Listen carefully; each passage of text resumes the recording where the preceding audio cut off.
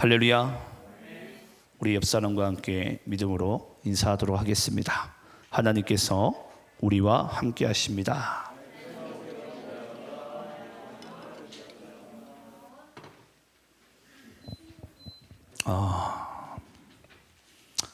다들 아실 거라고 믿는데, 원래 이 주일이 우리에게는 너무나도 또 은혜스러운 날이고 기쁨과 이 감사의 순간인데, 지금 이 대한민국 온 땅이 안타까운 이 150명 가량 되는 청소년들과 청년들의 갑작스러운 그 비보로 인해서 깊은 슬픔과 애도 가운데 빠져 있습니다. 예수 믿는 우리에게도, 또는 목회를 하고 있는 저에게도 왜 그런 일이 꼭 일어나야만 할까? 이 세월호의 아픔이 우리나라를 그렇게 휩쓸고 간 지 얼마 안 된 것 같은데, 또 이렇게 예기치 않은 일들로 인해서 그 10대 청소년들이, 또 20대 청년들이 아무도 자기가 그 순간에 죽음을 맞이할 거라는 것을 예상치 했을 것입니다. 그럼에도 불구하고 우리 모두는 이를 통해서 하나님께서 우리에게 주시는 이 영혼에 대한 값짐과 이 구원이 얼마나 우리에게 반드시 필요한지를 우리가 오늘 예배를 통해서도 또 알 수 있길 원하고요. 우리는 이 모든 것을 부분적으로 보기 때문에 하나님의 그 강할하신 그 하나님의 나라의 일들을 우리가 다 헤아릴 수 없지만, 오늘도 우리가 말씀을 통해서 그 하나님의 마음 가운데 조금씩 가까이 나아갈 수 있는 우리 모두가 되기를 간절히 소망합니다. 자, 오늘 우리가 이제 하나님의 말씀을 함께 볼 텐데요. 오늘 말씀의 주제는 앞서 행하시는 하나님입니다. 자, 우리 신약 성경 사도행전 18장 11절로 17절까지의 말씀 함께 우리가 먼저 교독하시고 말씀 받도록 하겠습니다. 사도행전 18장 11절부터 17절입니다. 저와 여러분 함께 말씀을 교독하시면서 읽겠습니다. 제가 11절 읽습니다. 1년 6개월을 머물며 그들 가운데서 하나님의 말씀을 가르치시니라. 갈리오가 아가야 총독되었을 때에 유대인이 일제히 일어나 바울을 대적하여 법정으로 데리고 가서 말하되 이 사람이 율법을 어기면서 하나님을 경외하라고 사람들을 권한다 하거늘. 바울이 입을 열고자 할 때에 갈리오가 유대인들에게 이르되 너희 유대인들아, 만일 이것이 무슨 부정한 일이나 불량한 행동이었으면 내가 너희 말을 들어주는 것이 옳거니와, 만일 문제가 언어와 명칭과 너희 법에 관한 것이면 너희가 스스로 처리하라. 나는 이러한 일에 재판장 되기를 원하지 아니하노라 하고, 그들을 법정에서 쫓아내니. 17절 함께 있습니다. 시작. 모든 사람이 회당장 소스데네를 잡아 법정 앞에서 때리되 갈리오가 이 일을 상관하지 아니하니라. 아멘. 자, 오늘은 우리가 이제 지난주에 이어서, 지난주 말씀의 주제가 뭐였죠? 예, 하나님의 경륜. 예. 이 하나님의 경륜은 제가 아까도 말씀드렸지만, 우리는 우리의 일생의 삶을 부분적으로 보기 때문에 이 광활하신 하나님의 경륜을 이제 알래야 알 수 없는 존재예요. 예. 왜냐, 하나님은 전능하신 분이시기 때문에. 그런 이제 하나님의 경륜 가운데 오늘은 이제 거기에 이어서 앞서 행하시는 그 하나님의 우리가 은혜에 대해서 이제 함께 나눌 텐데요. 먼저 여러분들에게 한 가지 좀 예화로서 말씀을 시작하려 합니다. 여러분, 미국 남북전쟁 아시죠? 예, 미국 남북전쟁 때 한 청년이 링컨 대통령에게 찾아왔습니다. 그러면서 그런 이제 이야기를 했다고 그래요. 뭐 표정이 이미 뭐 나라 잃은 표정이에요. 그러면서 대통령에게 말하기를, 지금 우리나라가 이 남북 전쟁 가운데 있는데 이러다 우리나라가 망하면 어떡할까? 그 두려움 때문에 자기가 잠을 못 자겠대요. 참 그런 생각을 가진 것도 저는 대단하다고 생각을 해요. 요즘 같으면 다 나만 아니면 되는데, 그렇죠? 예. 그런데 그 청년이 이 남북 전쟁으로 인해서 나라가 완전히 이제 주저앉을까봐 그것 때문에 두려움과 염려와 근심 때문에 잠을 못 자겠다라는 거예요. 그걸 이야기를 이제 링컨 대통령에게 하게 됩니다. 근데 그 링컨 대통령이 그 청년에게 이렇게 이야기를 했다 그래요. 이보게, 나도 자네 나이 때에 하루는 이 시골길을 걷고 있는데 밤하늘에 엄청난 유성들이 그냥 이 지구에 한번 쏟아진 적이 있었대요. 그걸 보면서 혹시라도 지구가 멸망할까 봐 막 두려움 가운데 휩싸였었대요. 근데 그때 이 시골길을 함께 거닐던 어떤 나이 많은 노인분이 그런 이야기를 했다고 합니다. 어떤 이야기냐면 머리 위로 떨어지는 유성을 바라보고 두려워 떨지 말고 그보다 더 높이 계신 하나님을 바라보라고. 여러분, 우리는 사람들은 이 눈을 가지고 우리는 똑같은 것을 바라볼 수 있겠지만 그 똑같은 대상을 그 마음에 어떻게 여기느냐에 따라서 그 대상이 달라 보입니다. 이 똑같은 십자가를 우리가 보고도요, 어떤 사람은 그냥 나무 짝대기예요. 분명히 똑같은 이제 눈을 가지고 똑같은 사물을 보고 있거든요. 대상을 보고 있어요. 근데 그 대상을 어떤 심령으로 어떤 마음으로 바라보냐에 따라서 그것이 다르게 해석되더라는 거예요. 아마 여기 있는 분들 중에서도 나의 인생 가운데 어떠한 근심, 걱정, 시험 또는 기도 제목 그런 것들이 있을 거예요. 분명히 내가 오늘 하나님의 그 믿음의 눈동자로 바라봤을 때는 분명히 이게 하나님 안에서 해석되어졌어요. 보여졌어요. 근데 어느 순간인가 이 문제가 하나님보다 더 커 보이더라는 거죠. 그 순간에는 하나님은 도리어 온데간데 없어지고 그 문제만 보이기 시작하는 거예요. 여러분, 잊지 마시기 바랍니다. 하나님께서는요, 여러분들이 삶에서 가지고 있는 그 어떠한 문제보다도 하나님이 더 크세요. 예. 하나님이 가장 높은 곳에 계세요. 예. 그런 하나님께서 우리 각 사람의 영혼들을 향한 그 마음은 우리가 감히 헤아릴 수도 없고 알 수도 없습니다. 하지만 우리는 때때로 나의 삶의 그 현실에 보이는 그냥 육안으로 보이는 그냥 그것에 그냥 매여가지고 내가 사니 못 사니, 예. 그런 좌절감 가운데 시험 가운데 낙심 가운데 빠지기가 쉽더라는 거예요. 이제 오늘도 우리가 이제 그러한 현장을 한번 사도 바울의 일생 가운데 우리가 함께 보게 될 텐데요. 과연 그 사도 바울이 오늘 이 말씀 가운데 또 하나님께서 우리에게 또 무엇을 말씀하기 원하시는지를 또 발견하기 원합니다. 우리는 지난 시간에 이제 사도 바울이 이제 이 소아시아 지역이었죠. 무시아라는 이 지역 가운데 성령에 이끌려 이 빌립보로 넘어가게 되고 그때서부터 계속 성령에 떠밀리고 쫓기고 매맞고 해가지고 급기야 이제 고린도 지역까지 가게 되었어요. 근데 그 고린도까지 가는 그 모든 과정 가운데 단 한 번도 사도 바울은 순탄한 적이 없습니다. 예. 아마 그런 인생을 예수님께서 인도하시는 인생이라고 만약에 미리 예고하고서 당신 예수 믿겠습니까? 안 믿겠습니까? 라고 얘기한다면 여러분 어느 누구도 예수 믿는 걸 거부할 거예요. 그게 무슨 예수 믿는 인생이냐고. 그거 정말 하나님께서 보호하신 인생 맞습니까? 예수님께서 동행하신 인생 맞습니까? 라고 우린 도리어 반문을 할 것이고 또 우리가 아마 예수를 안 믿는 그런 상태였다면 그 예수 믿기를 우리는 아마 거절하고 거부할 거예요. 근데 어찌됐건 사도 바울의 인생, 성령께서 친히 주장하시고 인도하시는 그 인생길을 보자 하니 모든 것이 고난이었고 고통이었고 말할 수 없는 예기치 못한 그런 모든 일들의 연속이었어요. 이제 오늘 또한 이제 그런 것을 보게 될 텐데요. 자, 우리 한번 오늘 말씀을 함께 좀 보기 전에 여러분들께 또 그런 말씀 드리고 싶어요. 제가 오늘 말씀을 보다가 처음에는 이 말씀 그냥 넘겨버리려고 했었어요. 말씀이 상당히 어렵습니다. 오늘은 좀 집중을 좀 잘하셔야 돼요. 어렵기 때문에. 근데 또 이게 쉽게 보면 아주 쉬운 말씀이에요.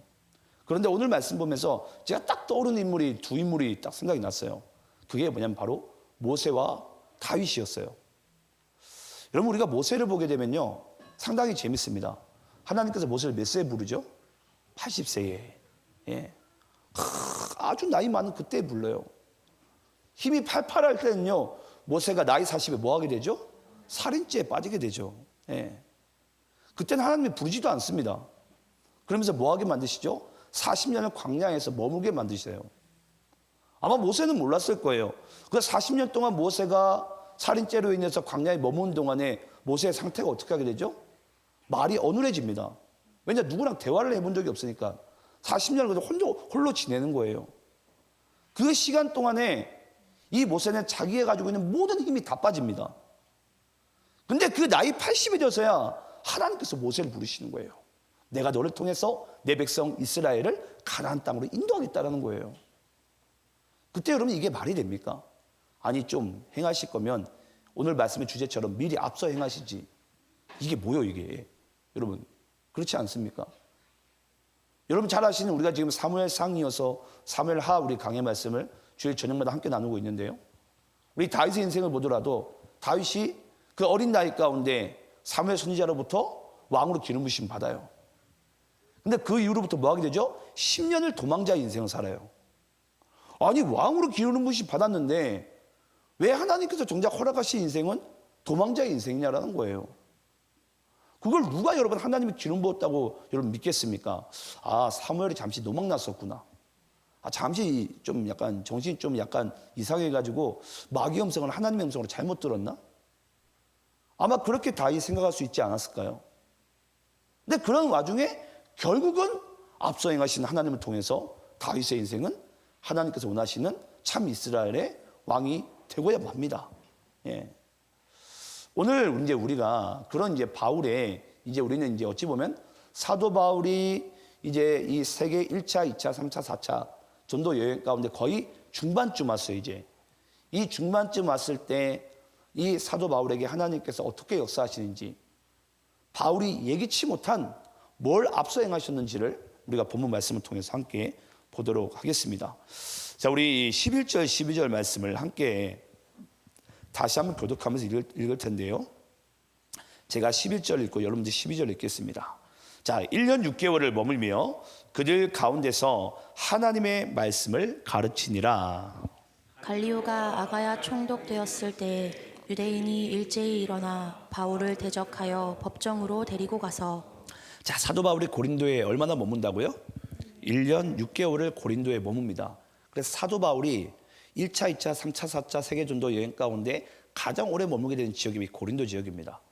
그래서 이 1년 6개월을 이 고린도 지역에 머물게 되는데 그 중에 대략 8개월 정도 이제 중반쯤 왔을 때 이 갈리오라는 사람이 새로운 청독이죠. 갈리오라는 새로운 청독이 이 아가야 지방 가운데 청독으로 임명을 받게 됩니다. 그러면 이제 이 아가야 지방이 이제 어떤 지방인지 우리가 좀 궁금하죠. 여러분 아시겠지만 우리나라 만약에 경기도 땅이 있어요. 경기도 땅에 수원시가 있잖아요. 그러면 수원시는 경기도에 속한 곳이에요. 그러니까 이 아가야라는 이 지방 가운데 경기도와 같은 지방 가운데 고린도가 껴있는 거예요. 이해가 되십니까? 그러니까 이 갈리오 아가야 총독의 그 관할에 속해 있는 곳이 바로 고린도라는 도시입니다. 이렇게 여러분 이제 이해를 하시게 되면은 아가야 지방은 한마디로 조금 더 포괄적인 그런 지방을 얘기하는구나라는 것을 이제 우리가 이제 알 수 있습니다. 근데 이 갈리오라는 이제 이 아가야 이제 총독이 새롭게 임명을 하게 되는데 새롭게 임명하고 나니까 그때 뭐 하게 되죠? 유대인들이 동족들입니다. 항상 사도 바울을 괴롭히는 것은요 동족들이에요. 가까이 있는 사람. 예. 여러분 참 나라가 나라를 전쟁할 때도 신기하지 않습니까? 항상 옆 나라끼리 여러분 항상 전쟁을 일으켜요. 그러니까 가만 보면 우리는 내 옆에 있는 사람이 내 이웃으로 봐야 되는데 실제 우리의 삶은 가만 보면 이렇게 적일 확률이 너무나도 많은 것 같아요. 이게 어떠한 논리인지 모르겠어요. 하물며 학교에서도 가르치지 않습니까? 선생님들이 네 옆에 있는 네 짝꿍이 네 수능 시험 칠 때 적이라고. 그렇게 가르치는데 여러분 학생들이 뭘 배우겠어요? 그들이 명문대학을 가면 뭐합니까? 그런 경쟁 구도 가운데 누구는 죽이고 밟고 살아가라고요. 저는 최소한 그런 이야기는 저는 하지 말아야 된다고 생각을 해요. 예. 설령 우리가 수능 그런 보는 경쟁 구도 가운데 사회가 놓여 있다고 할지라도 내 옆 사람은 나의 적이 아니거든요. 한번 여러분들이 옆 사람 얼굴 좀 쳐다보시기 바래요. 뭐 적으로 보입니까? 아니잖아요. 예. 우리끼리 굳이 뭐 아웅다웅 서로 다툴 것도 없어요. 미워할 이유도 없습니다. 예. 하나님께서 내게 주신 선물이거든요. 예. 근데 어찌됐건 이 갈리오가 이 아가야 총독이 되었을 때, 부임받았을 때 이 유대인들이, 동족들이 또 일제히 일어나게 되면서 뭐 하게 되죠? 바울을 대적하면서 이 아가야 총독 앞에 법정으로 탁 데려오게 됩니다. 근데 여러분 아시겠지만 항상 정치권이 새롭게 바뀌게 되면 항상 어떤 일이 벌어지게 되죠? 수많은 민원들이 무슨 뭐 기다렸다는 듯이 막 민원들이 그냥 그 총독에게 다 항의를 하는 거죠. 항소를 하는 거죠. 제발 이거 좀 해결해 달라고. 그 전 총독은 이걸 방치해 뒀는데 당신이 이제 새로 임명됐으니까 이거 좀 해달라고. 그래서 우리가 새롭게 우리가 대통령이 바뀌고 장관이 바뀌고 뭐 이렇게 하게 되면은 항상 이제 그런 것들이 이제 개혁이 일어난 이유 중에 하나가 바로 그거예요. 왜냐, 많은 사람들이 기다렸다는 듯이 이 재판장 가운데 오게 되니까. 그래서 지금 유대인들은 지금 어떤 상태였던 거예요? 이 사도 바울을 1년 6개월 동안에, 지금 1년 6개월 중에 8개월쯤 되었을 때에 이 아가야 총독이 임명됐다고 그랬어요. 그러니까 8개월 동안을 이 고린도 지역에서 사도 바울이 막 전도하고 복음 전하고 고린도 교회를 세우니까 그들이 이제 일을 부득부득 간 거예요. 그런 상황 가운데 이제 총독이 딱 임명하니까 안 되겠다. 우리가 일제히 일어나자. 이 사람이 우리 하나님을 신성 모독을 하고 말도 안 되는 예수가 메시아라고 자꾸 이렇게 얘기를 하니까 유대인들이, 동족들이 그냥 아가야 총독에게 지금 항소를 하면서 막 이제 나가는 거예요. 자, 그런 상황 가운데 있습니다. 자, 그러면서 우리 13절부터 15절 우리 또 교독하면서 읽겠습니다. 말하되 이 사람이 율법을 어기면서 하나님을 경외하라고 사람들을 권한다 하거늘.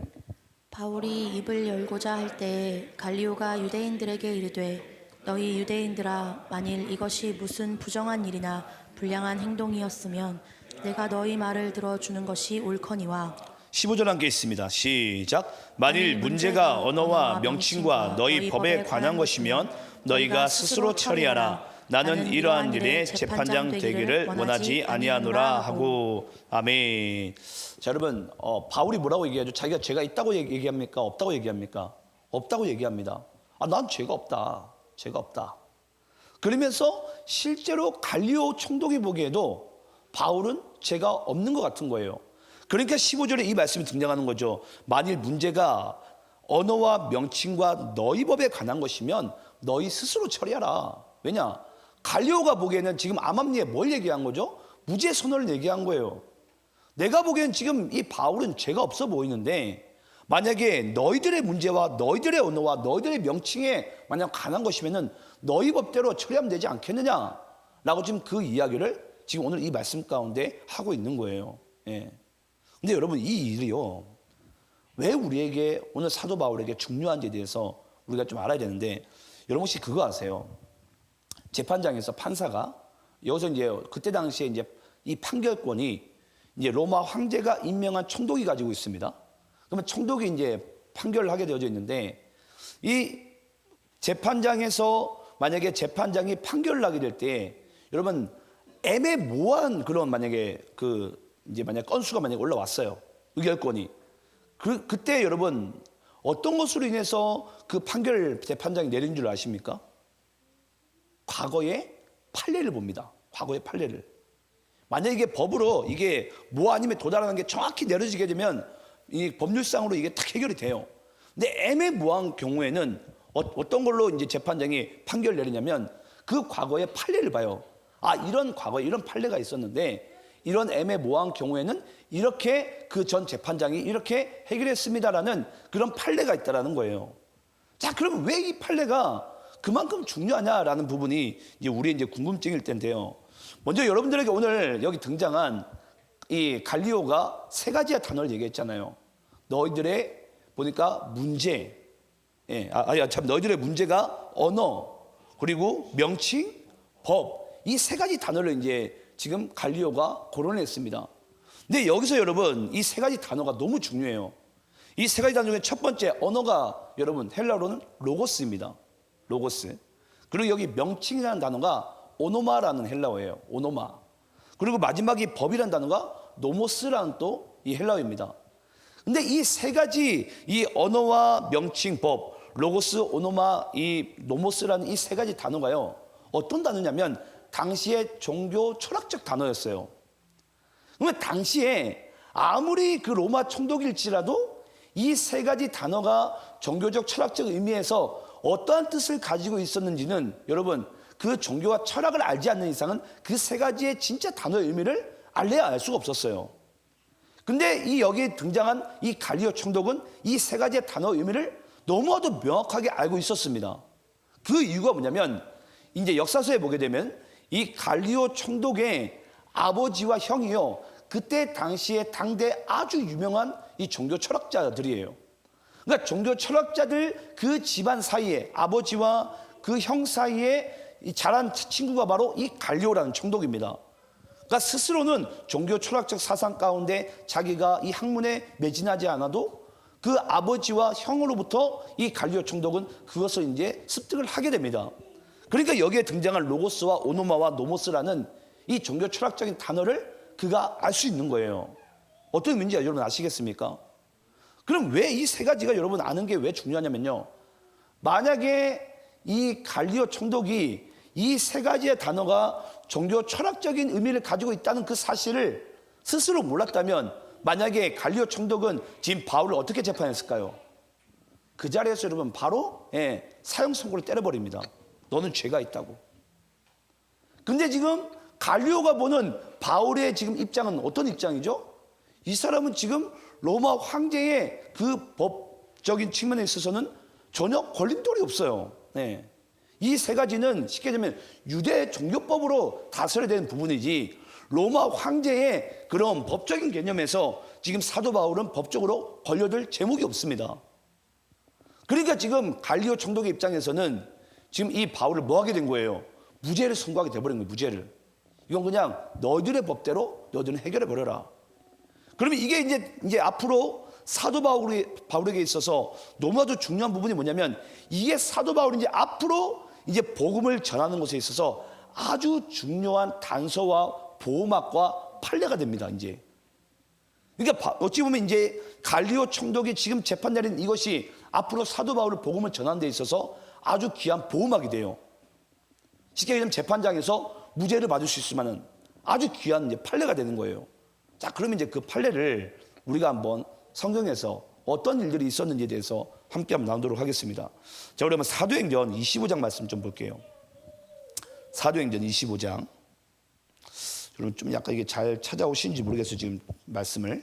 자, 우리 사도행전 25장 우리 1절, 2절 말씀 있고 또 6절부터 12절까지 말씀 있도록 하겠습니다. 자, 1절, 2절 교독하면서 있습니다. 베스도가 부임한 지 3일 후에 가이사랴에서 예루살렘으로 올라가니 대제사장들과 유대인 중 높은 사람들이 바울을 고소할세. 자, 여러분 지금 이때는 사도 바울이 지금 전도 여행을 끝나고 가이사랴 지방 가운데 갔어요.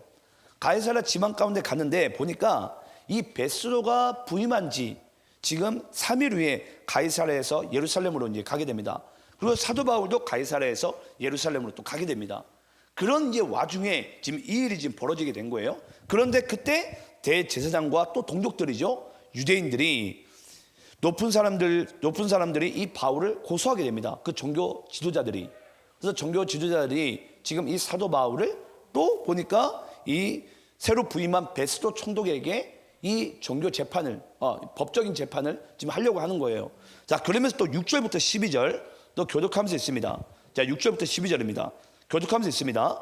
베스도가 그들 가운데서 8일 혹은 10일을 지낸 후 가이사랴로 내려가서 이튿날 재판 자리에 앉고 바울을 데려오라 명하니 그가 나오매 예루살렘에서 내려온 유대인들이 둘러서서 여러 가지 중대한 사건으로 고발하되 능히 증거를 대지 못한지라.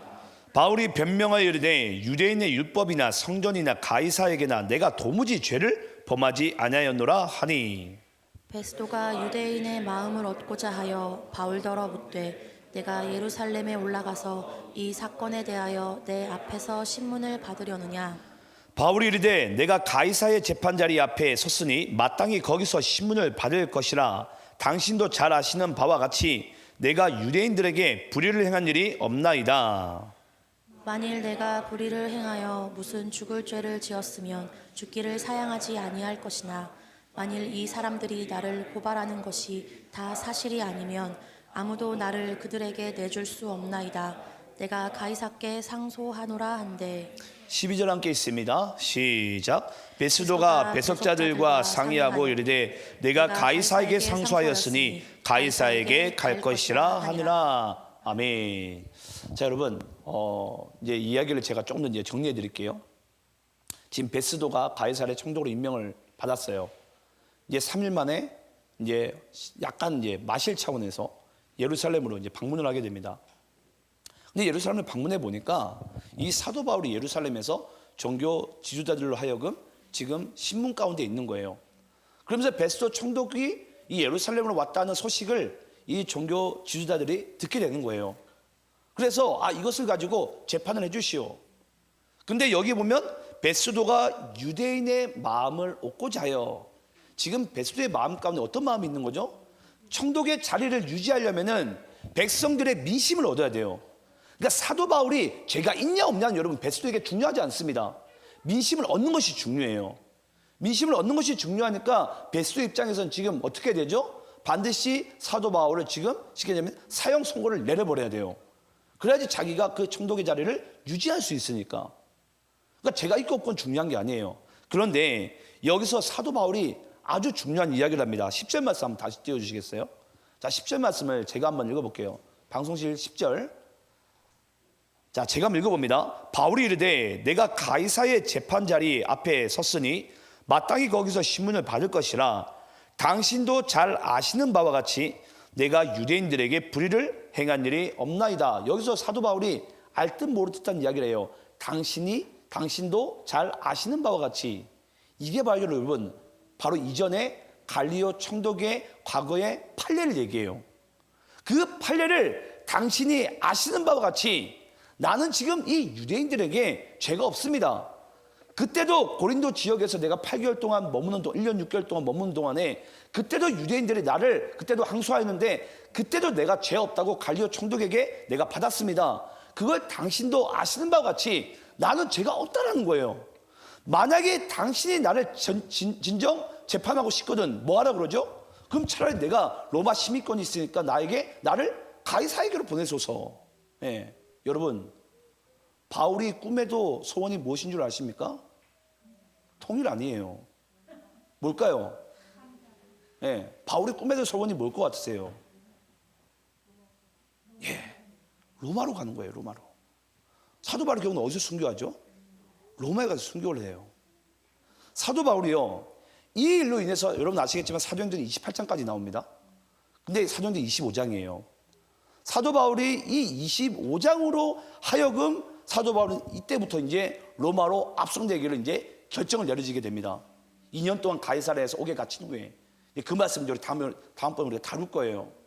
그러니까 여러분 지금 사도 바울의 인생이 너무나도 이게 성령께서 완전하게 지금 붙들리고 메어가지고 지금 가는 인생의 이유가 뭐냐면 바울의 입장에서는 내가 도대체 빌립보에서부터 내가 왜 이렇게 쫓기고 도망가고 매맞고 옥에 갇히고 이런 일이 왜 자꾸 내 인생에 벌어질까?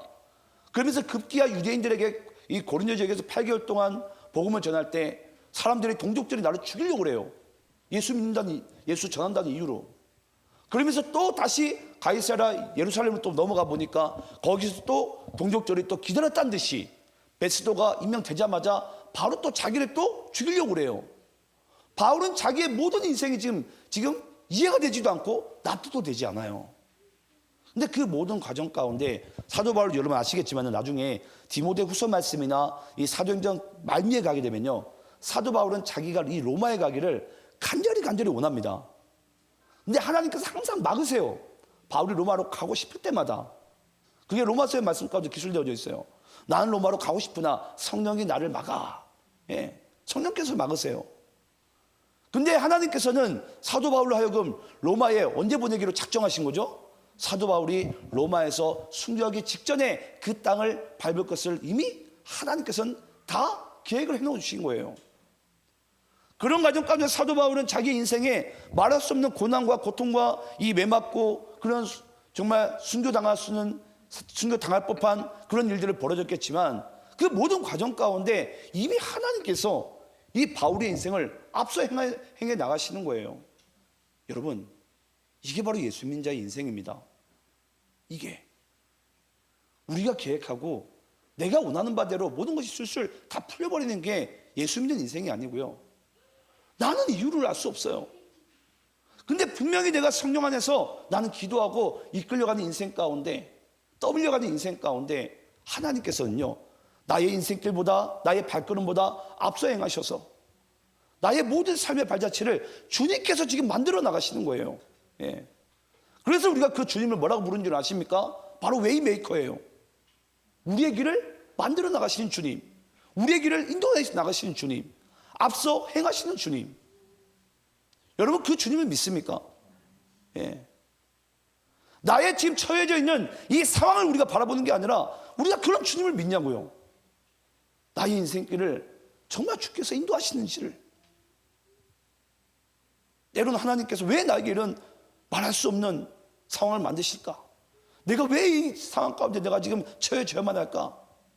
이해가 되지 않는 그런 상황 가운데요, 하나님께서는 하나님의 일들을 하나하나 풀어나가시더라고요. 저는 사도행전 말씀 보면서요, 이건 사도행전이기보다는 이건 성령의 행전입니다. 성령께서 한 영혼 한 영혼을 붙들고 이끌어 나가신 행전이에요. 삶의 과정이에요. 삶의 과정. 네. 우리 한번 사도행전 28장 마지막 말씀이죠. 28장 우리 16절 말씀 읽어보겠습니다. 자, 사도행전 우리 28장 16절입니다. 함께 있습니다. 시작. 우리가 로마에 들어가니 바울에게는 자기를 지키는 한 군인과 함께 따로 있게 허락하더라. 자, 여러분, 만약에 사도 바울이요, 지금 쉽게 얘기하면 지금 로마 이 군인들에게 이끌려가는 거예요. 로마로. 자기가 그토록 꿈에도 소원은, 그토록 바라던 소원은 통일이 아니라 로마로 가는 거였는데, 지금 자기 발로 만약에 로마로 갔더라면요, 사도 바울은 아마 그 자리에서 매 맞아 죽거나 사람들의 돌에 맞아 죽거나, 둘 중에 하나예요. 근데 지금 사도 바울은 지금 로마로 뭐 하게 되죠? 좀 모양새는 애매하지만 지금 공짜로 지금 배 타고 지금 로마로 가고 있어요. 자기가 돈 주고 배 타고 로마 간 것도 아니고요. 돈도 안 듭니다. 거기 누구까지 붙게 되죠? 자기 신변을 보호해줄 수 있는 군인들이 딱 지켜주는 거예요. 혹시라도 누가 바울을 죽일까 봐. 우리가 보기엔 모양새가 되게 애매하니까 되게 불쌍하구나 라고 생각할지 모르겠지만 바울은 공짜로 배 타고 로마 가죠. 거기 군인들이 바울들의 생명을 지켜주면서 로마로 가게 되죠. 이런 모든 것들이 지금 바울의 인생 가운데 벌어지게 된 거예요. 자, 그러면서 우리 본문 말씀, 우리 16절, 17절 말씀 읽어볼까요? 자, 본문 우리 16절, 17절입니다. 자, 제가 16절 읽고 여러분들 17절 있습니다. 그들을 법정에서 쫓아내니 모든 사람이 회당장 소스데네를 잡아 법정 앞에서 때리되 갈리오가 이 일을 상관하지 아니하니라. 자, 여러분, 저는 이게 너무나 이해가 안 됐어요. 결국은 사도 바울이 이 베스도도 결국은 사도 바울을 결국은 판결 내리지 못하고, 그래, 너는 그럼 가이사에게 가서 심판 받아라. 네 소원이 가이사에게 가는 거니까 그래, 내가 너를 로마로 보내줄게. 땡큐죠. 바울의 입장에서는 그토록 밟고 싶은 땅이 로마였으니까. 그래서 어찌됐건 바울은 로마로 가게 되는데, 거기에서 애꿎은 모든 사람들이 지금 누구를 지금 잡아 죽이려고 하고 있죠? 회당장 소스데네를. 저는 이 말씀 보다가 이해가 안 되는 거예요. 이게 도대체 무슨 말씀입니까? 근데 지금 바울을 대신해서 지금 애꿎은 회당장 소스데네가 지금 법정에서 지금 사람들에게 매를 맞고 있어요. 여러분, 참 신기한 게 뭔 줄 아십니까? 아맘리의 이 갈리오는 바울의 선교의 동력자가 되어버렸고, 또 애꿎은 회당장 소스데네는 지금 뭐 하게 된 거죠? 자기는 도리어 지금 매 맞고 앉아 있는 거예요. 근데 이 모든, 지금 바울도 바울이지만은 이 두 사람도 이해가 안 될 거예요. 근데 상당히 재밌습니다, 여러분, 말씀이. 고린도전서 우리 1장 1절 말씀 읽어볼까요? 고린도전서 우리 1장 1절입니다. 자, 함께 있습니다. 시작. 하나님의 뜻을 따라 그리스도 예수의 사도로 부르심을 받은 바울과 형제 소스데네는 지금 여기에 소스데네가 뭐라고 소개되어져 있죠? 바울의 형제. 네. 쉽게 얘기하면 여러분, 이 소스데네가요, 이 당시 매 맞을 때까지만 해도 자기는 예수를 안 믿었어요. 네. 그냥 율법주의자였습니다. 이 소스데네도. 그런데 그 매 맞은, 자기가 지금 매 맞은 이유도 모르고 지금 매를 맞고 앉아 있는 거예요. 바울을 대신해서. 왜냐? 지금 유대인들 누구 한 명은 족쳐야 됩니다. 그러니까 사도 바울이 회당에서 복음을 8개월 동안 전했다는 이유로 애꿎은 회당장만 지금 매 맞고 앉아 있는 거예요. 예. 그런 상황 가운데 소스데네는 막 맞았겠지만은 지금 시간이 지나 보니까 소스데네가 지금 뭐하고 앉아 있죠? 사도 바울의 동역자가 되어져 있어요. 그러면서 이 소스데네가 나중에 어떤 인물이 된 줄 아십니까? 이 고린도 지역의 4대 감독이 됩니다. 예. 4대 감독이 돼요. 고린도 지방에 있는 모든 교회 4대 감독. 우리 감리교에서 이 감독이 대단한 위치거든요. 근데 그 소스데네가 나중에 4대 감독이 돼요. 질문을 해볼까요? 소스데네가 말없이 그 매를 맞을 때 자기가 이렇게 될 거라는 그 미래의 모습을 알았을까요? 몰랐어요, 여러분. 억울해가지고 아마 그냥 땅을 치고 후회했을 거예요. 그런데 훗날 자기의 모습이 이렇게 되어져 있는 거예요. 바울의 동역자이자 이 고린도 모든 지역을 자기가 교회를 이 통솔하는 감독이 되어져 있는 거예요. 그걸 아무도 여러분 예상치도 못하고 우리가 이것을 그릴 수도 없었을 거예요. 근데 그런 상황 가운데 소스데네는 이렇게 하나님께서 그 소스데네 인생을 그렇게 인도해 나가시고 이끌어 나가십니다. 여러분, 우리가 보기엔 바울만 항상 우리 성경책에 보이잖아요. 그렇지 않습니다. 바울과 함께한, 아니 복음에 참여된 모든 인생들은요, 하나님이 책임져 주세요. 하나님이. 제가 얼마 전에 이 겸손이라는 제가 책을 읽었어요. 이 저자가 이 앤드류 머레이라는 저자인데요. 그가 말하는 이 겸손을 이렇게 얘기하고 있더라고요. 우리 함께 한번 따라해 봅시다. 내게 일어난 어떤 일에 이상하게 생각하지 않는 삶의 태도를 말한다. 이게 뭐라고요? 겸손이라고요. 여러분, 우리가 하나님 앞에 보통 이 겸손하게, 겸허하게 우린 예배자로 섭니다.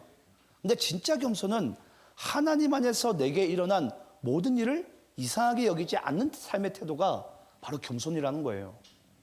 여러분, 사람들 앞에서 겸손한 척 아부 떠는 거 누구나 합니다. 예, 그게 여러분 겸손이 아니에요. 예수 믿고 살아가는 나의 인생 가운데 분명히 내 인생에 심상치 않은 이상한 일이 벌어졌어요. 근데 그것을 하나님 안에서 하나님 주권을 인정하고 이상하게 여기지 않는 태도가 겸손이고 믿음이라는 거예요. 저는 그런 인생을 우리가 살기 원하고요.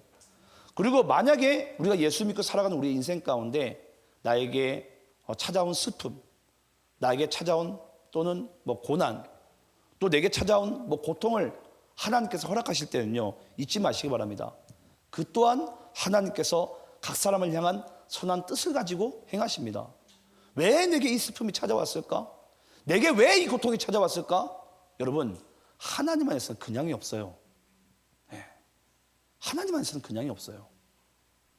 반드시 어떠한 목적을 이루시고 반드시 하나님의 선한 뜻을 이루시려고 우리의 인생 가운데 주께서는 함께 하시고 역사하시고 인도하시는 줄 믿습니다. 그래서 우리는 우리의 삶 가운데 주님의 주권을 인정한다는 것은요, 무엇이냐면 이것도 한번 따라해 봅시다. 하나님께서 나의 영혼을 지극히 사랑하신다는 믿음 가운데 그 주권을 인정하는 것이다. 여러분, 우리는요, 하나님의 주권 막 인정한다. 우리는 막 고래고래 우리가 소리 지르고 막 고백하잖아요. 그 하나님의 주권을 인정하는 그 우리의 마음의 중심에는요, 하나님이 나를 얼마나 사랑하시는지 그 중심 안에 우리는 하나님의 주권을 인정할 수 있는 거예요. 그래서 하나님의 사랑을 모르는 자는 하나님의 주권을 인정할 수 없습니다. 내 삶 가운데 심상치 않고 이상한 일이 벌어지면요, 그걸 받아들일 수가 없어요. 왜 내 인생 가운데 내가 이렇게 꼬여만 했는지에 대해서 막 하나님한테 항변을 하고 싶어요. 근데 잊지 마시기 바래요. 여러분들이 정말 하나님의 주권을 인정하신다면요, 하나님께서 여러분들을 정말 말할 수 없는, 형용할 수 없는 지극히 사랑하신다는 그 믿음과 신뢰 아래 우리는 하나님의 주권을 인정할 수 있는 그런 자가 될 수 있습니다. 저는 그렇게 살아가는 우리 모두가 되길 원하고요. 그렇게 앞서 행하시는 하나님의 각 사람을 향한 인생의 여정 가운데 전 주의 뜻이 이루어지기를 간절히 소망합니다. 함께 기도하겠습니다.